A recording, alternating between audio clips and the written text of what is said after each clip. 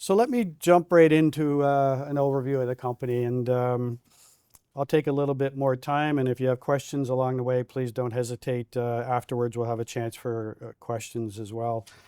This is being webcast today, so we would ask afterwards that you ask your questions into the microphone, which we can find for you and make sure people online hear that as well. Yeah, so let me jump into it. Our company has gone through a major milestone transition over the past year. To go from satellite imagery to a mine, which you see in front of you, doesn't happen very often in our business, and it's tremendously rewarding, exciting, and I thank our team for getting us here. But I've always looked at this since we made a decision to build it. It was all about, let's get a foundation. Let's avoid the public market dilution that was, a little bit better over the last year, but for much of our life, it's been highly dilutive. So to get to that point where we could get cash flow and dig into this amazing new minerals district, it was really that strategy that we've employed for the last several years, and now we're there. And you can start to see the fruits of that starting to pay dividends already as we look at the work we're doing at Dark Horse and Zuun Mod, and I'll talk about some of that today. But this is where we wanted to be. This is the table that we set to now explore this tremendous new district. And maybe people new to the company would look at it and say, great, you've got gold production. What's your return going to be on that 6-year mine life? For me, it's about a new district. It's so rare for that to happen in our business, to go out there and find 3 deposits and really unlimited dollars, unlimited time. So what's to come is what excites me, and I'll try to focus on some of that today. Our standard forward-looking statements. And as I said, the top bullet on this highlights page is really about a new minerals district. This belt is phenomenal. I'll talk a bit about that. We've got that anchor of a high-grade open pit now positive cash flow after, 7 months into it. High potential to extend Bayan Khundii. I'll share that with you. We looked at a 6-year mine life and said, it's enough to get us started. It's high grade, it's at surface, let's get the cash flow, but there was a wealth of opportunities around that. Outside of Bayan Khundii, there's this tremendous area, including Altan Nar, Zuun Mod, and just keep in mind as we go through this that we've really focused all of our dollars and efforts largely on the deposits we found. We just went out there and drilled them off and moved them into the queue. But that regional exploration, districts like this, I think about some areas like Ecuador that are somewhat new to it, but maybe $1 billion in exploration has been spent. Never mind what they've spent on building mines, but we've spent 25 million on exploration, a lot more into building the mines, but very small amount of money that's gone into exploration. So the exploration upside's tremendous, and we couldn't have asked for a better partner to help us do this. And I'll start off talking about that partner a little bit. We entered into this relationship with Mongolian Mining Corporation in 2023. In fact, I went over there just after COVID and we started negotiations. MMC is a 50-50 partner on the Bayan Khundii Gold Project, and we knew we needed somebody like that to help us get this thing up and running. But we also recognized that we needed to make sure our shareholders had exposure to long-term upside. And so a key part of the negotiation was to keep back that 5% net smelter royalty that kicks in after 400,000 ounces. So when you kind of think about this development being multi-mine, you look out 4 or 5 years from now, and you do the math on a 5% NSR, it could be 50, 60 million additional dollars to our account, which shifts the economics more to a 60-40 than it does a 50-50. So that was a real key component. And the numbers I just quoted are if we have a couple of gold mines the size of Bayan Khundii, what if we find that next big porphyry? What if Zuun Mod and the other projects keep moving along? And it's pretty exciting when you start to do the math on that upside, which is why I wanted to keep that added kicker of a 5% net smelter royalty. MMC contributed 40 million in equity and 65 million in debt. That was the deal effectively that got them the 50% interest. But it was also important to us that we kept the Zuun Mod molybdenum copper project out of that. And I'll speak to you about that project and why we think it has so much value for our shareholders. For those not familiar with Mongolian Mining Corp, they're listed on the Hong Kong Stock Exchange, but importantly, their parent company is one of, if not the largest business conglomerate in Mongolia. And the important aspect of that is that they bring all the elements that we need to build a new mining district. This isn't a one-off mine. They bring construction companies. They are one of the lead Mongolian mining construction company for Rio Tinto on the Oyu Tolgoi project. We were able to bring their A-team over and build Bayan Hyundai. But they have road construction, they have power transmission, power plant building, logistics, freight, everything you could possibly want to think about this as a multi-mine district they brought along with their sister companies.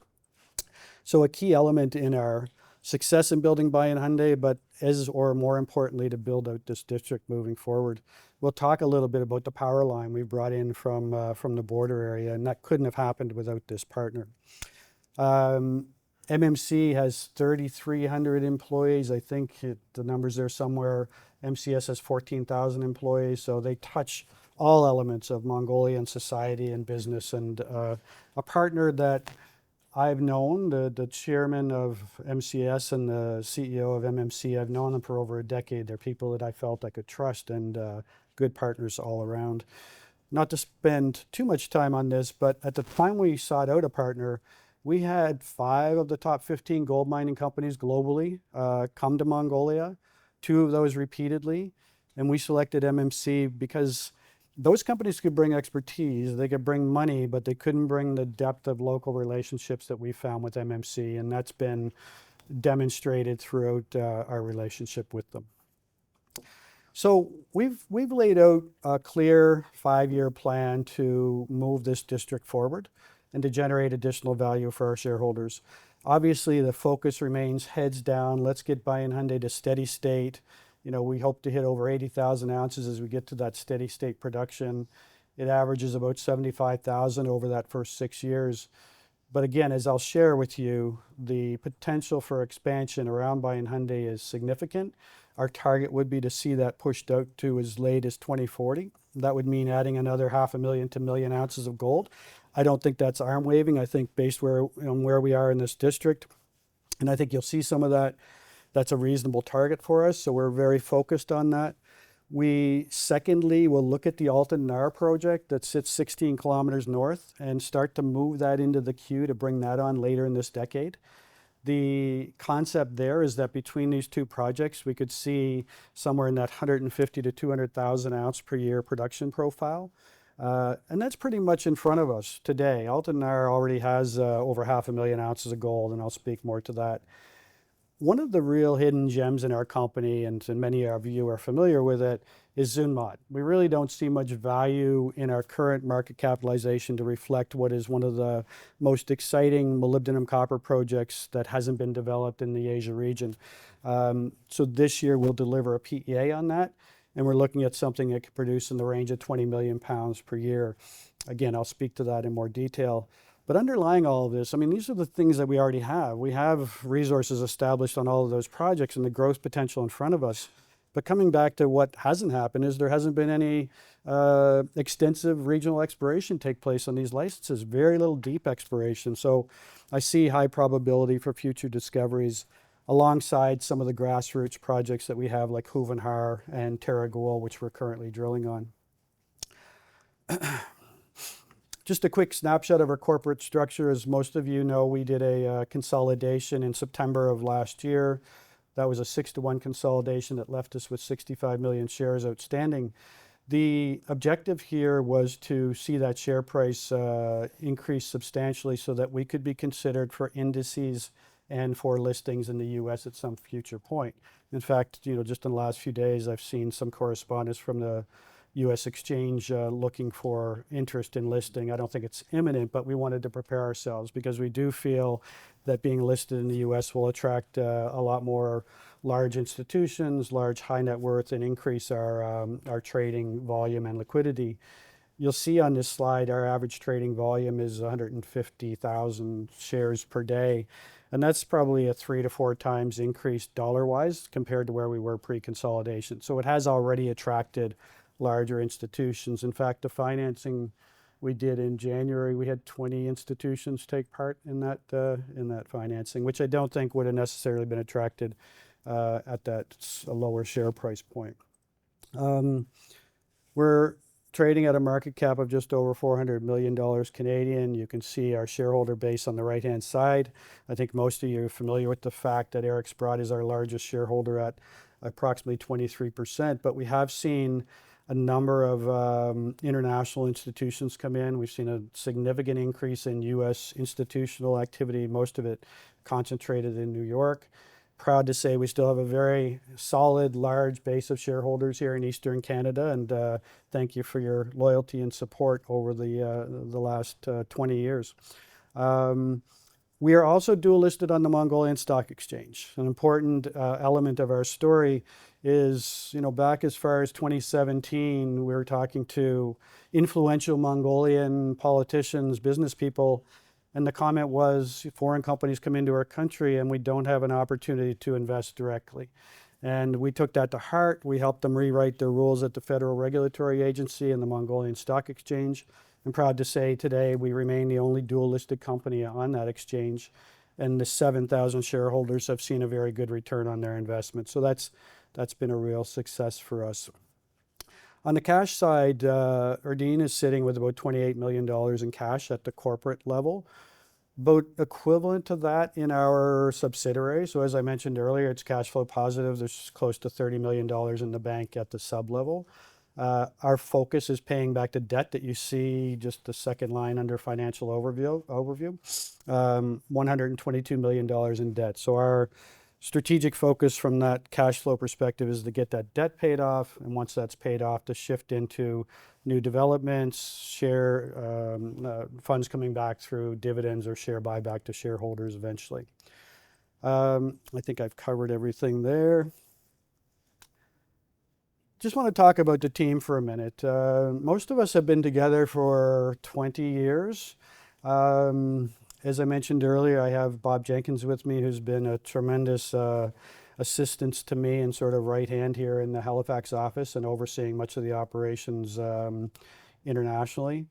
Bill Goon-Ankbayar actually went to school here in Halifax at St. Mary's, went back and entered into a merchant bank position before he joined us, and is now currently the CEO of Erdene Mongol, the gold production company. Just a bit of background there. We appoint two of the senior executives in the gold subsidiary, and our partner MMC appoints two. So Bill Goon is one of those two, and John Lyons the other, who's the chief development officer. The difference between chief operating officer and chief development is he's really the person that's guiding the next projects, Altan, growth around the site. Tremendous two individuals. And then Bayarma Bagabunde is our CAO. So if you think about Erdene's presence in Mongolia, separate from the subsidiary, she's managing that. Michael Gillis is with us today alongside Mike McDonald and Peter Dalton. There's kind of the brain trust of the discoveries we've made. I don't want to exclude the Mongolian team as well, because they've been critical to this, and Badr Din's on the page here, but a lot of young geos, probably as many as half a dozen core people on the ground with these three gentlemen who have been very successful. In fact, have had a technical paper printed in the Society of Economic Geologists about our district discovery. So thank you and congratulations, gentlemen, on getting this to this point. And then just moving on to the board, you've just heard all of their names as I went through the formal script, but I don't think there could be a group of people put together with more experience across various disciplines in Mongolia. Dr. Anna Bielik was Canada's first ambassador to Mongolia, has maintained very strong relationships there. Prior to that, she was ambassador to the Stans, had worked out of St. Petersburg for a while, so very familiar with that part of the world. Leighton Croft, an executive with over 30 years experience, much of it in Mongolia, but with major mining companies, as you can see on the screen. And Ken McDonald and I, partners since this started back in, I guess we first started talking about it as early as 1999. As we worked on clay in Georgia, I kept pushing people with the idea we should be going to Mongolia. So it eventually worked out. Cameron McRae, the first CEO in terms of startup of Oyu Tolgoi, managed a $6 billion build, and myself. So some great experience on the Mongolia side. We've been in this district. The province is called Bayan Hungar. We've been there since 2005, so we're going on just over 20 years. We know the communities very well. We have a tremendous respect for the people, but the local culture, the local history, and make great efforts to try to protect that wherever we can. Our focus really is on health and education. We have a community about 100 kilometers north of us called Shinjinst, and I won't go through all the details here, but just focused on improving fresh water supplies and school infrastructure, bringing in medical professionals from the capital city to help with screenings, just things that can make a difference on the ground in education and health. I'd also point out that we have 476 staff and contractors on site. I think since this is written, there's probably another 100. But the point I wanted to make is 40% of those people are local residents. 14% of those working at the mine are female, but it's probably the first time there's been a major industrial development in this community, and so we want to be stewards and leaders in that. Good corporate governance, really focusing on the environment and safety. But the changes that we've seen in that local community in terms of young people being able to bring home a significant paycheck is really starting to pay dividends for everybody. So let me get on to the rocks. And, many of you have heard this story before, but this belt called the Central Asian Orogenic Belt, you see in brown here, is the second most prolific gold belt on the planet after South Africa. Just giant deposits. On the far left, you've got Morintown with over 100 million ounces of gold. It's the biggest producing gold mine in the world. And now on the far right, you've got Oyu Tolgoi, which is Rio Tinto's and the government of Mongolia's mine, but it's a giant. It's going to be the fourth largest copper producer on the planet by the end of this decade. And here we arrived in the 90s in this area outlined in orange here, the Transaltai, and had never seen modern exploration. We're the first geologists to go out there, and we luckily had the economic means to do the exploration, and I guess it started in 2009, really. We hit it hard with regional exploration, but we started from satellite imagery. This was an area that had no sophisticated exploration. We identified clay anomalies from space. We went down with boot and hammer.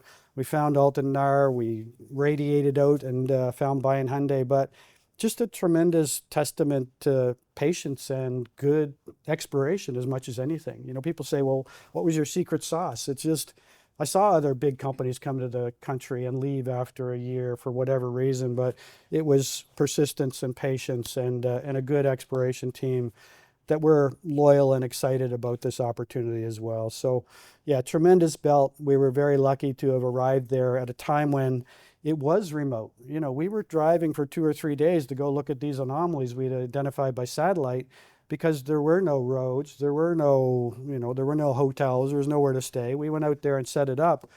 But the big change for our company and the opportunity in front of us is that exploration was in an area that was remote then. It's no longer that. We now have rails and blacktop highways. We just brought in power 240 kilometers from China. A road was just constructed within 25 kilometers of Zuun Mod to take coal to the border. These things change the game for us. It's great if you have a high-grade nugget like Bayan Hyundai. You can take a bit of a risk to develop something in a remote location. But now all these other projects can come along with the benefit of that infrastructure. And I look at Zuun Mod in particular, that's the best example. But we now have that infrastructure at our doorstep to complement this great belt of rocks. So I won't spend a lot of time on the technical elements here, but we've discovered the three kind of the full spectrum of deposits you find in these terrains: low sulfidation, intermediate, and porphyry at Zuun Mod. But what I want to point out is the scale of these systems. That blue outline, you can see the scale bar at the bottom of the page. These are all 10 kilometers in diameter. They are exceptionally large, and they're still underexplored. The majority of our work has been shallow, and I get excited every time I look at this slide because yes, there's Bayan Hyundai, yes, there's Zuun Mod, but there's a multitude of other prospects. I wouldn't be exaggerating to say there's 25 solid prospects on those 3 license areas that need to be further explored. So let me jump over to Bayan Hyundai and spend a bit of time on the mine. As I mentioned, jointly owned by ERD and the Mongolia Mining Corporation. It has a 650,000 ton per annum open pit, CIP plant, 33 buildings, and it took us only 22 months to go from initial construction to production. This was delivered for $120 million. And to put that in perspective, I would estimate at least 2 times, if not 3 times that cost to build the same mine in northern Canada. First gold was poured in September. We achieved commercial production just recently. Our target is annual production of 80,000 ounces per year beginning in year 2 with 93% recovery. We are projecting top quartile all-in sustaining costs. And as you can imagine, we have very significant leverage to gold price. I just commented on the time it took for us to go from construction to production, and this is amongst the fastest globally. You can see the chart on the right-hand side with Mongolia sitting at the top. In Canada, for example, it takes on average 17 years to go from discovery to production. So, you can look at risk profiles, but if it takes you that long to get your return on investment, that's a pretty high risk. So go to places where you can get these things done quickly, which Mongolia has now demonstrated. And not only Bayan Hyundai, but Oyu Tolgoi as well. One of the largest copper porphyry deposits discovered and built on the planet over the last 20 years was built and brought to production very rapidly while others stalled. So in terms of the performance since we first poured gold, great photo on the left there. We were a happy bunch when we first held those gold bars, but processed 296,000 tons run of mine ore, so 2 grams per ton. And just to explain that a little bit, you can pretty much go out and bulk mine this deposit and get 2 grams per ton. 2 grams per ton is at least twice as high as any other open pit gold mine or average gold mine grade globally. So our job now is to get that up to the 3.8 gram average grade of the deposit, and I'll speak more to that. We've sold about 16,000 ounces of gold, 5,700 ounces of silver, and we generated $73 million in gross project revenues by the end of Q1, which is about $100 million Canadian. Our gold recovers are well ahead of what we had forecast, averaging 96%. And immediately on hitting first gold, we began exploration at Dark Horse. And I'll come back to that exploration upside. We will be updating resources, reserves, and mine plans in 2026. This is a shot of the site. You can see the CIP plant in front of you, carbon and pulp. We have the overhead transmission line I just mentioned, so 240 kilometer power line built by our partner sister company, Mongolian MCSI. And they took on the cost of that. They invested, it was over $26 million, and we have a power purchase agreement with them that we would pay off over, I think it's 7 years, Bob, and then the cost will drop by 30 to 50%. So we ended up with a much more stable, long-term, lower cost access to power, which otherwise would have been susceptible to the high diesel costs that we're seeing today. So quite happy with how that worked out. We're also the first dry stack tails facility in Mongolia. From an environmental and safety perspective, it makes a lot of sense. And so this is the first of in Mongolia. It allows us in this arid climate to retain about 80% of the water used, which is important in the Gobi. Just a few shots of the interior of the plant. I talked about the capacity and recoveries, but the plant is working exceptionally well. Very pleased with how things have gone on that front. So our ore is sourced from currently just the Bayan Hyundai pit. You can see in the bottom of this page about 460,000 ounces of 3.8 grams. Next year, and in fact we're drilling as we speak, the next deposit at Dark Horse. We plan to start bringing that into production in September of next year. And you'll note the grade, 7 grams per ton open pit sitting at surface. So that'd be a great complement and allow us to bring that grade up even further in a blend as we start to open that up next year. Our reserve life based on the feasibility was a 6-year reserve life, which you can see on this slide. For the first 6 months of operation, we had projected a 50% production as we go through ramp up. And I'd say we're still in that ramp up as we move through Q2, but targeting as we move into the middle part of this year, getting that grade up closer to 3.5 gram range. We are seeing that trajectory, and I'll comment on that further, I think, in the coming slides. Our targeted all-in sustaining cost is $1,250. That's related to grade. So if you think at 2 grams per ton, it's almost double that. And as you move it to 4 grams per ton, it shrinks to that 1250. But we still feel that's a good target for us to be aiming for. Uh, Corporate income tax 25% and royalty of 5%. What I wanted to focus on is the upside. So this is the reserve we had in 2019. We brought it to production. This is a very large system. You can see what I consider the heat engine in the middle of this, and that's a porphyry center. But all of these fluids migrate out from the center, and typically 2 to 3 kilometers from that center, you'll see these distal gold deposits formed. And we're just now mining Bayan Khundii, but you can see Dark Horse South, Altan Arrow, some other discoveries here, Ulan. So there's this ring of mineralization that needs further exploration. And with the exception of Ulan, most of our drilling has been within 150 meters of surface, so plenty of upside there. Our focus is on two distinct areas, Dark Horse and Khundii West, and I'll share with you some images from that. Dark Horse is a 3 kilometer long trend, about 2.5 kilometers north of the deposit. And in March, we announced some drill results. So those text boxes at the top of your page are the drill results we announced in March. You can see the at the south end, or the left-hand side of the screen at the bottom, that's our 48,000 ounces of 7 grams. So beginning in September next year, we'll open that up. But we went in there in late last year and announced recently some of these other results. And you can see, 10 meters of 9 grams, 19 meters of 9 at surface in areas that previously were not mineralized or were barren. So plenty of room to expand there. But importantly, along that entire trend, we're getting mineralization of substance. And I won't spend a lot of time on this, but for those familiar with it, in the mining industry, gold mining industry, there's CIP plants like we have, enclosed facilities, and then there's heap leach facilities that are typically processing lower grade material, but they're lower CapEx and lower OpEx. So we're now developing resources that we believe will be amenable to that lower cost facility. And we're looking at complementing our CIP with an additional production facility of maybe, let's say, 25 to 30,000 ounces a year. We're working through the studies on that.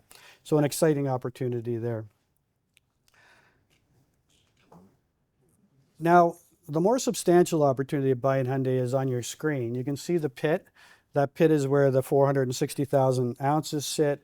That pit was designed at $1,850 gold. So you can imagine as gold goes to $5,000, that pit gets quite a bit larger, and it starts to envelop what you see on the left-hand side of your screen. Importantly, as you move further to the west, you come to our Ulan deposit, and you can see some of the intersections we've had there, 77 meters of 3, 40 meters of 8, a very high-grade portion of the deposit.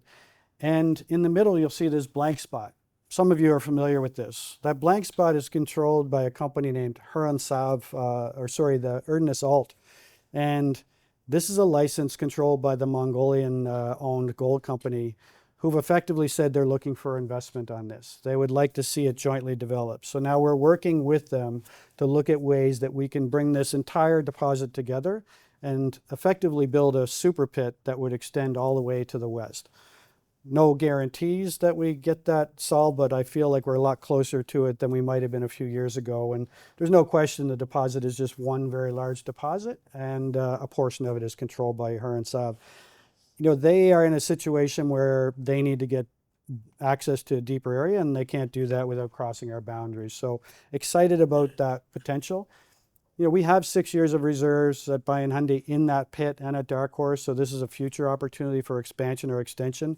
But it does change the game a little bit in terms of the scale and life of this operation. And part of the reason why I say I see us having that opportunity to push this out another 10 years beyond where we are today, and plenty of other exploration. So that's Bayan Khundii. Let me jump to the north to Altan Nar. So Altan Nar is 16 kilometers north. This is the first discovery we made in this area, and it's a big system. I talked earlier about the scale of these systems. This is 5.5 kilometers of mineralization within which we've really just drilled off the 2 areas you can see outlined, we call Discovery Zone and Union North. And within that, in the top 150 meters, there's almost 500,000 ounces of gold at a couple of grams per ton. So again, high grade relative to the world average. The difference here is this is a a gold polymetallic deposit. So it's gold, but it's also silver, lead, and zinc. So can we recover some value from the silver, lead, and zinc? That's the work we're doing now. There'll be more drilling later this year and next. There is the option of taking the high-grade portion of this and shipping it to Bayan Hyundai, but I feel like we'll lose too much of the value that'll be left in the ground there. So we're working through some options, but I feel confident we have in front of us another economic deposit that you could go open up today. The question is, how big could this be before we do that? And which route do we want to take for processing? But great optionality and a great value add for the company as we move forward. So everything I've just talked about is 50-50, MMC or Dean. Now I'm shifting into the 100% owned.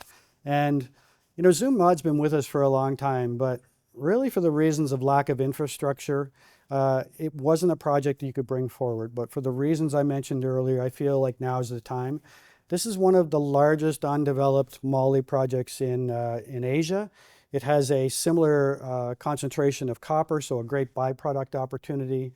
But moly prices have really taken off over the last really 5 years. You know, it's been $20 plus. In the last week or two, it's reaching up as close as $40 a pound. And we have 600 and, well, over 700 million pounds of moly equivalent, 630 million pounds of molybdenum, most of it accessible by open pit. So you can do your own math on that. It's a tremendously valuable resource asset for our company and one that we're increasingly getting more aggressive on. As I mentioned earlier, we will deliver a preliminary economic assessment. We've had people in China over the last month or so verifying our view of the market, and that market looks very strong to bring on new development. We visited 6 moly producers and upstream users over the last couple of months and just came away from that thinking, yeah, the demand is very, very strong right now. I would have said, you know, probably 5, if not all 6 of them said they would buy our concentrate at $30 a pound if we could deliver it today. So yeah, right time, exciting opportunity. Just a little bit on the market. If you look at the slide on the top, the chart on the top, those bars on the far right are an indication of the deficit towards the end of the decade. That deficit of 15 million pounds, we're talking about 20 million pounds perhaps that we would produce in that range. So a great time to be bringing on a new startup. And that's probably the timeline we're looking at, 2029, 2030 built. Moly use is expanding greatly in renewables, specialty steels. Even though the steel consumption or the steel market's not growing gangbusters, the specialty steel side is. When you look at China in particular, great demand for specialty steel, and moly goes into as an alloy of the specialty steel market. You'll also note just one other thing on the bottom of the page. China is by far the dominant producer, but you can see those orange bar charts on the bottom are starting to shrink as they have mines that are getting old in life and low in grade. So yeah, very excited about what we have there. And it's not just molybdenum. This is a copper porphyry system within which we have some copper targets as well. So Zunmod, you can see in the bottom right, sits in that blue shaded area. But in January, I think it was, we announced our best copper intersections to date. And you can see here that we had, is it 60 meters of 0.6 copper, and within that a 30-meter zone of over 1%. So very high grade. I've added to this chart the depth of the Oyu Tolgoi deposit. So you can see that blue line in the center where it plateaus there at about 700 meters is where this 4th largest copper mine in the world is now being developed. And we haven't done any exploration deep in the system. So what our technical team has been doing is engaging one of the top geophysical companies globally, based in Canada, to go over here in August, September, and do a very large deep geophysical programs, which will provide us with the ammunition to target drilling better. And so as we get towards the end of this year, not only will you see the PEA on Zunmod, you'll see some results of drilling these copper targets. Finally, on the exploration side, we announced in July of last year the option to earn an 80% interest in a project we call Terra Gold. What's unique about this is it's just 10 kilometers from that 4th largest copper gold mine I've been talking about, in an area that, you know, surprising to me. I walked out there, Peter was out there in August of last year, And I was very surprised at the limited exploration that's taken place here. And we did make a gold discovery at surface, which is being drilled as we speak today. We have a couple of geophysical targets that we'll test as well. And, you know, I don't want to call them shots in the dark, but they're geophysical targets, and we'll see what we end up with. But we wouldn't go anywhere and drill geophysical targets, but when you're 10 kilometers south of Oyu Tolgoi, a long trend, it makes sense to get some of those targets tested. So watch for that over the next couple of months. We'll have some results. So in wrapping things up, I just wanted to sort of give you a sense of what's happening over the next several months and really throughout the rest of the year. Our objective is to get Bayan Khundii to steady state. I said I'd talk a little bit about that, and maybe I'll just spend some time on that now.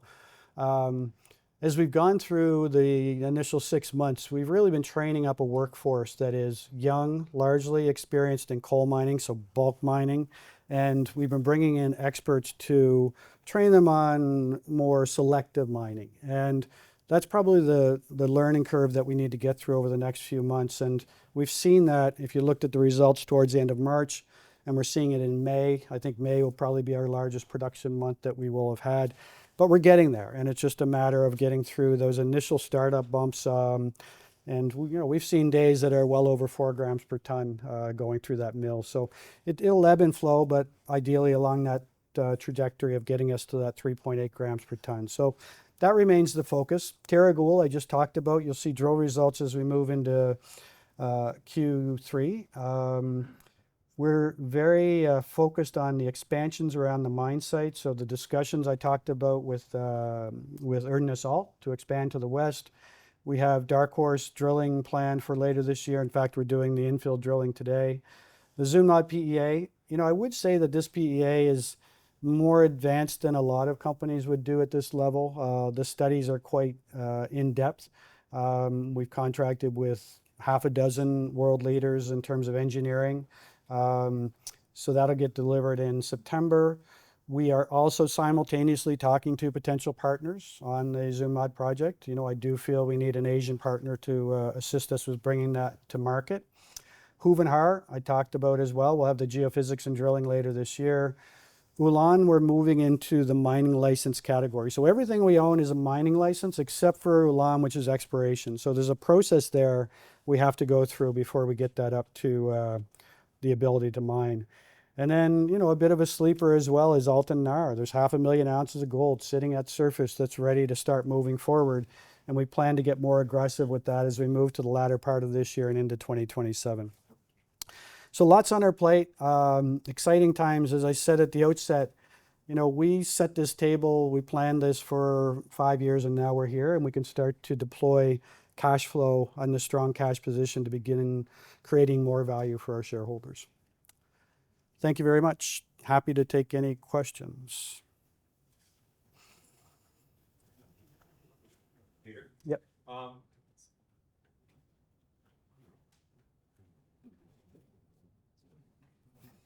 Thank you. Peter, thank you for the presentation. Can you speak to seasonality of the area, and is there any seasons that we can expect due to rains or whatever that would play a role? Mm-hmm. As well, just cost controls, how you can put that into place, and what role would $100 oil make a difference, and so on. And you've got the power lines in.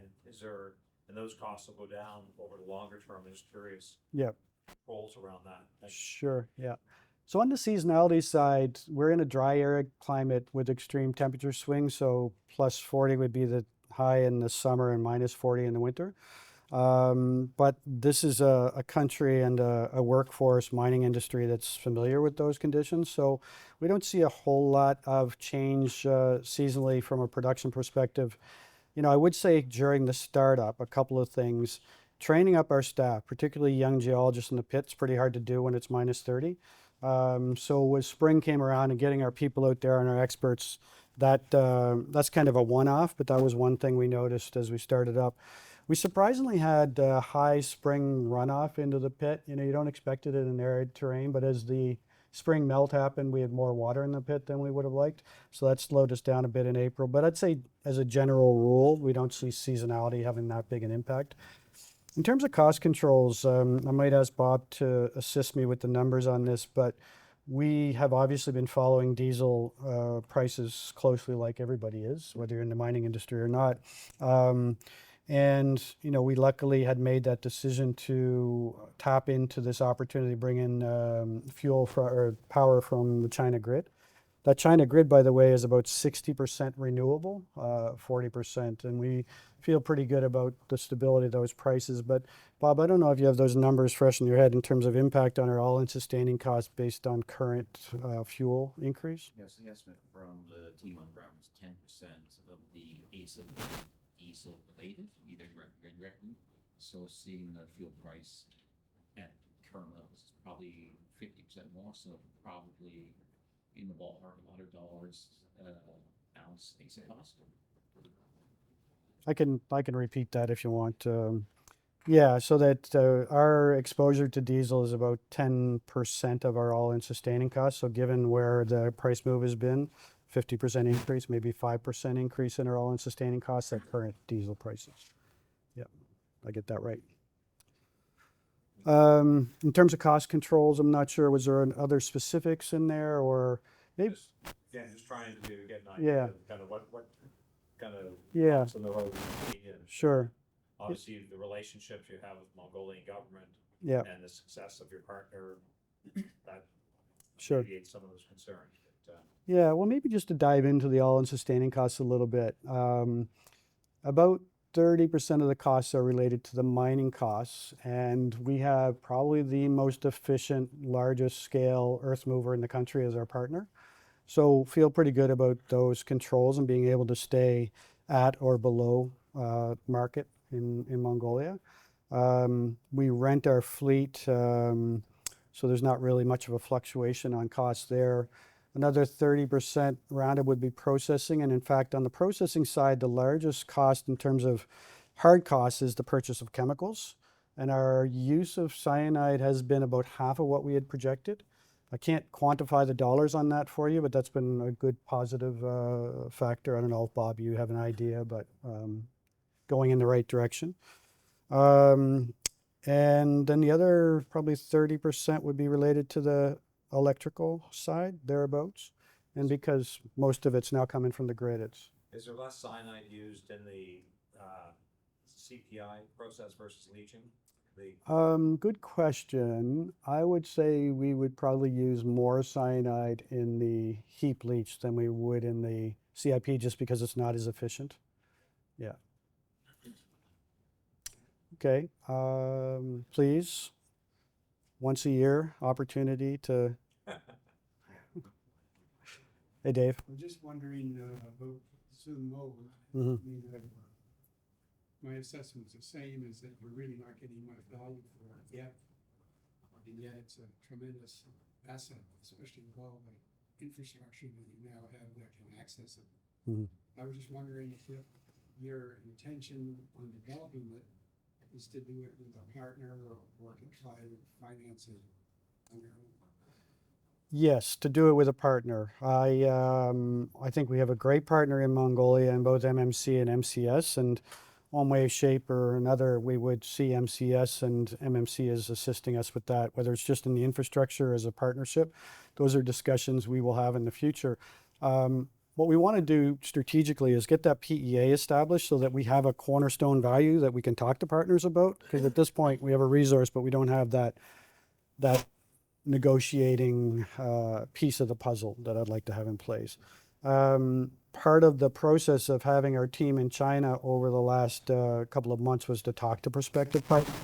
So in addition to having someone in Mongolia helping us with the build and the internal side of things, having a company that can take that product and move it into the upstream uses in China would be ideal. So we're having all of those discussions, and those will become more advanced as we pass through the year and get closer to that PEA delivery. Is 2030 still the date for operation? That's kind of what we're using as a loose number. We'll spell that out more clearly as we get to the delivery of the PEA. We'll try to clarify that. Yeah. It took us 22 months to build Bayan Hyundai, so I think I'd be fooling myself if I said it was less than that for this build, because it is significantly larger. Zunmod would be trying to think now, it would be 20 times the size in terms of rock moving to what we have at Bayan Hyundai.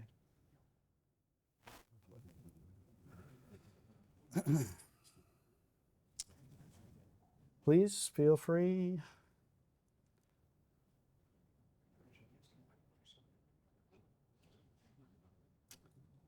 Okay, thank you very much. I appreciate your support and appreciate you joining us today.